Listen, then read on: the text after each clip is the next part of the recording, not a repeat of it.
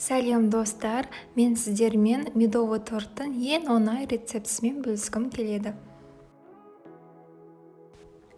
Маған қолдау білдіріп, каналыма жазылып, лайк басып, комментарий жазуды ұмытпаңыздар.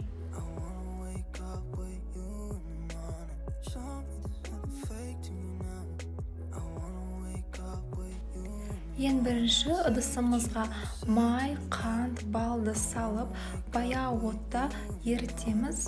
Ерігенше осылай араластырып тұрамыз.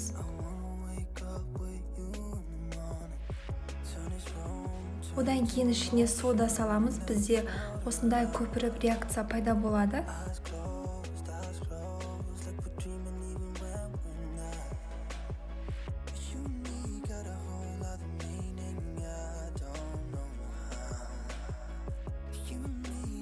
Жақсы көпіргеннен кейін оттан алып, суытып, ішіне жұмыртқамызды қосып араластырамыз. Одан кейін ішіне аз-аздап ұн қоса отырып, осындай сұйық масса шығарамыз. Дайын болған массамызды листқа пергамент қағазын төсеп, 1-2 бөлікке бөлеміз да, лопаткамен осылай жайып жібереміз.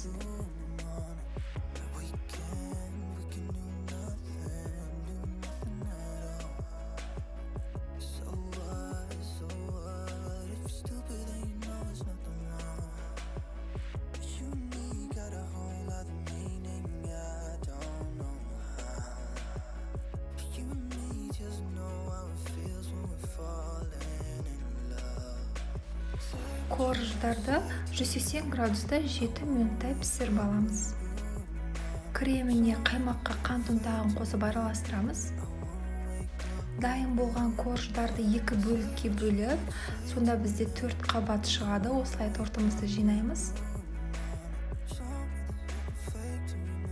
Кескен кездегі артық қалдықтарын блендермен майдалап, осылай бетін сәндеп шығамыз.